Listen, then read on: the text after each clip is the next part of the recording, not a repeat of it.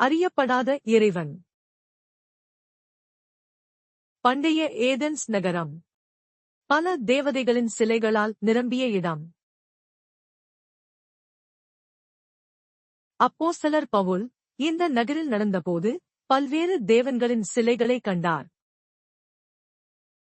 அங்கு அறியப்படாத தேவனுக்காக என்று எழுதப்பட்ட ஒரு பலிபீடத்தையும் அவர் கண்டார். பவுல் மக்கள் முன் நின்று, நீங்கள் அறியாமல் வணங்குகிற அந்த தேவனைப் பற்றியே நான் அறிவிக்கிறேன் என்றார்.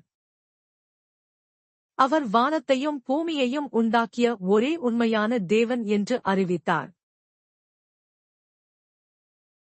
இந்த அறியப்படாத தேவன் இயேசு கிறிஸ்துவின் மூலம் வெளிப்படுத்தப்பட்டார்.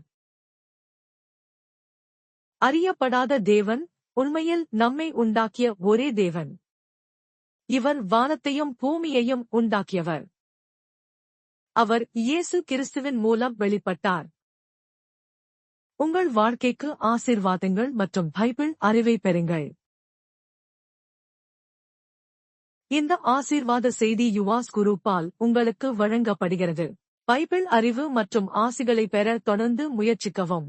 ஆண்டவர் கிறிஸ்து உங்களை பெரிதாக ஆசீர்வதிப்பாராக.